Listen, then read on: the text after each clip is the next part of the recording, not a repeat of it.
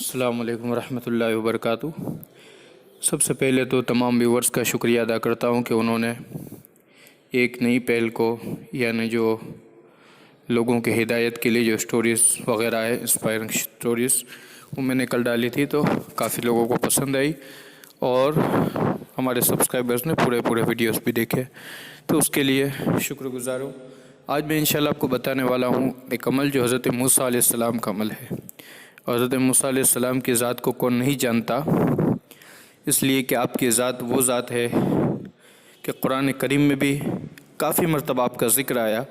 اور آپ کا یہ عمل اگر کوئی کرے گا تو بڑی سے بڑی مشکل بھی اس کے لیے آسان ہو جائے گی۔ اور اگر آج جو وائرس وغیرہ کی بیماری چل رہی ہے اس میں اگر یہ عمل کیا جائے تو یہ سمجھ لیجئے کہ ایک بڑی سے بڑی مشکل میں بھی اس سے لڑنے کی طاقت و قوت بھی ملے گی اور اللہ تبارک و تعالیٰ کی طرف سے مدد بھی حاصل ہوگی۔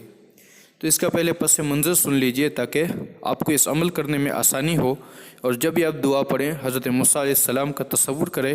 اور اللہ تبارک و تعالیٰ کی بارگاہ میں عرض کریں تو اللہ تبارک و تعالیٰ ضرور دعا کو سننے والا اور قبول کرنے والا ہے۔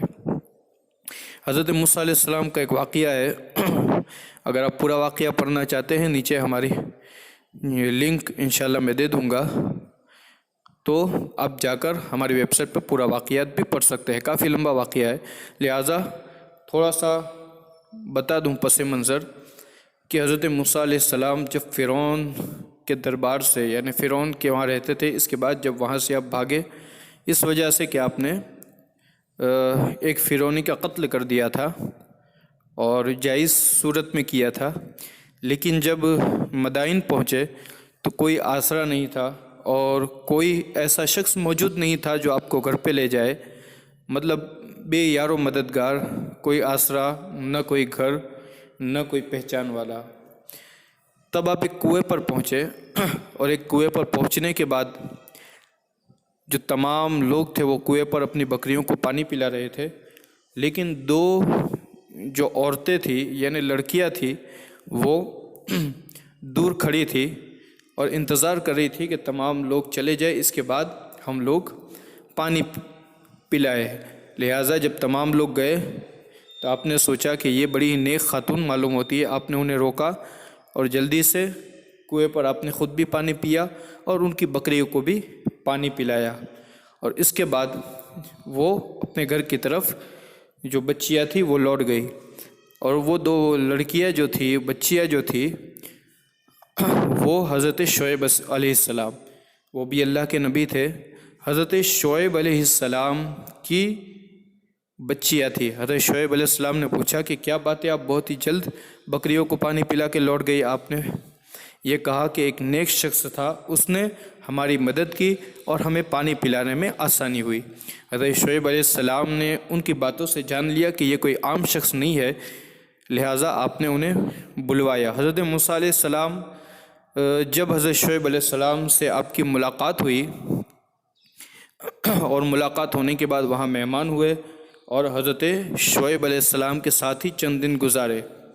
اور آپ کی پارسائی اور ایک حضرت شعیب علیہ السلام بھی نبی تھے، آپ بھی نبی تھے، جان لیا کہ یہ بھی ایک اللہ کے نبی ہے، لہٰذا اپنی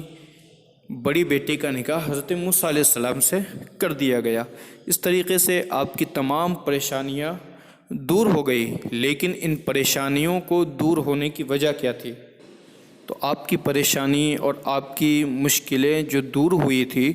وہ قرآن کی روح سے اس آیت مبارکہ کے ورد سے، چاہے آپ دعا سمجھیے، چاہے ورد سمجھیے، چاہے وظیفہ سمجھیے، اس کی برکت سے آپ کی جو دلی مراد ہے وہ پوری ہوئی، آپ کی مشکلیں حل ہوئی اور اللہ تبارک و تعالیٰ نے آپ کا نکاح بھی کر دیا۔ اور وہ آیت مبارکہ یہ تھی وَأُفَوِّضُ أَمْرِي إِلَى اللَّهِ إِنَّ اللَّهَ بَصِيرٌ بِالْعِبَادِ، یہ قرآن پاک کی آیت مبارکہ ہے۔ آپ نے اس کا ورد کرنا، جب سے اب فرعونیوں سے نکلے تھے تب سے آپ نے ورد کرنا شروع کر دیا۔ اللہ تبارک و تعالیٰ نے اس دعا کو قابل قبول کیا۔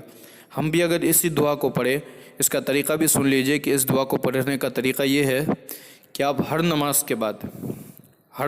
بعد اگر ہو سکے چھوٹی سی دعائیں ایک تسبیح پڑھیں،